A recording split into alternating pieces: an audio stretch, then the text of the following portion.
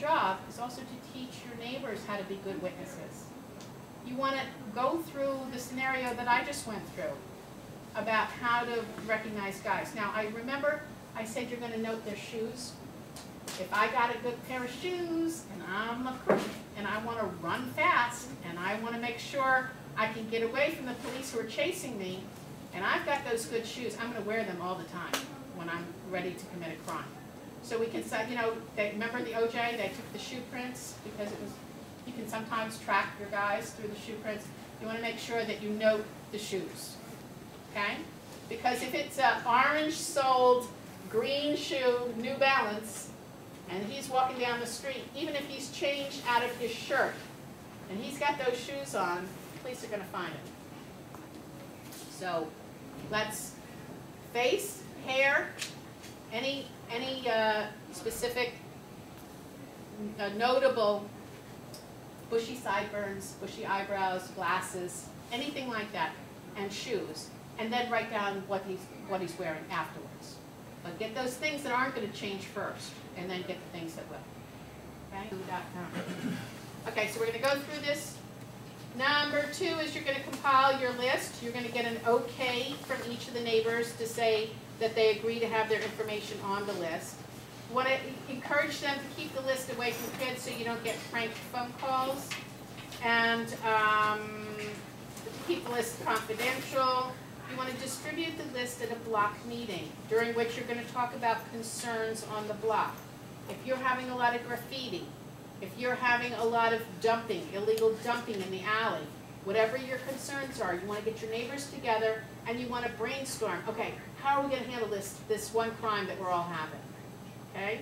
So you're going to talk about that. You're going to talk about the importance of having your house number, if you have individual houses, house number on the front and the back of your house. It's so important. If the ambulance is trying to find your home, they're going up and down the block, those seconds can mean the difference between life and death for you.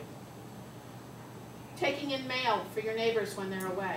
Don't let those newspapers pile up. If they pile up and you know your neighbor's not away, go in and knock on the door and check on them. Call the police and have them check on the house. Your neighbor may be in need. They may have fallen, broken a hip, lying on the floor, waiting for somebody to please come rescue them. Get involved. Put a peephole at the front of your door. Don't open the door unless you know who it is. If there's a stranger at your door, there's no reason for you to open it. None. Once you open that door, you've invited people to come into your home and commit crimes. Don't open the door if you don't know who it is. Simple, simple, straightforward. Don't do it. If you have a peephole, you can look through, you can see if you know the person. If you know the person, that's a different thing, you open the door. A lot of people are doing this. They have front doors and they have glass panels on the sides of the doors. I don't know if anybody in here has that, but or any of your houses on the block, but they keep the door key on the inside of the door in the lock, okay? Hello? That's a crime of opportunity. Break the glass, reach in, turn the key, you're in the house. And grab the key. Usually the key also has a car key on it too, and now, boom, you get a bonus. You not only get a burglary, you take the jewelry and everything, you get a car to drive away with all your stuff. Okay? Don't leave the key in the lock. People say, well, what if there's a fire or there's an emergency? I have to be able to get out. Go around the corner, hang a little nail, put the keys there where they can't be seen through the glass and can't be reached through the glass. Okay? Keep them out of sight. If you want them close, put them close, but don't have them in the lock. That's a crime of opportunity. Okay? That's on your simple crimes. Crime tips. Okay, back to the list. You're going to talk about all of this with your neighbors. You're going to create an email list. So when you get something from Saul that says there's a scam going around, or we've got this guy who's committing robberies in all of our businesses, here's a description of him. You're going to send that out. Just forward to your neighbors. Hit one button. It's called 2700 block of R Street. Boom, everybody gets it on your list. Okay? If you don't know how to do an email list, email me. I'll teach you how to do that. You want to find an alternate for your block. You shouldn't have to do this all by yourself. What happens if you go on a vacation and you don't have email? You don't want your neighbors to be left out of the loop. Find an alternate who will take over for you while you're gone. And you two can work together to put the block list together. Work with neighboring block captains. Crime does not happen on one block alone. It happens in clusters. You want to be able to talk to your neighboring block captains. Work together. Brainstorm together on a situation. Okay? Yeah, I see a question in your mind. No? Okay.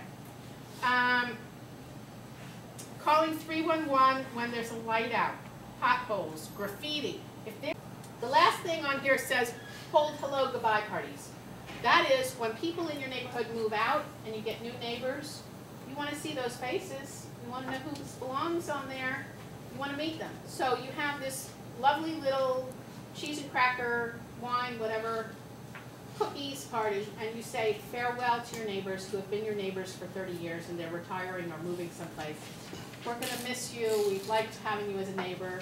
And you're welcoming the new neighbors. We have a program on our block. It's Neighborhood Watch. Don't you want to join? You know, here's simple crime fighting tips. We've been really successful on our block keeping crime away, and we want you to join, and we want to have everybody know you. Here's our list. Can you leave us your information, and we'll send that out to the neighbors, and we'll complete it and give you a copy so that you'll know who your neighbors are too. Okay? So you bring them in.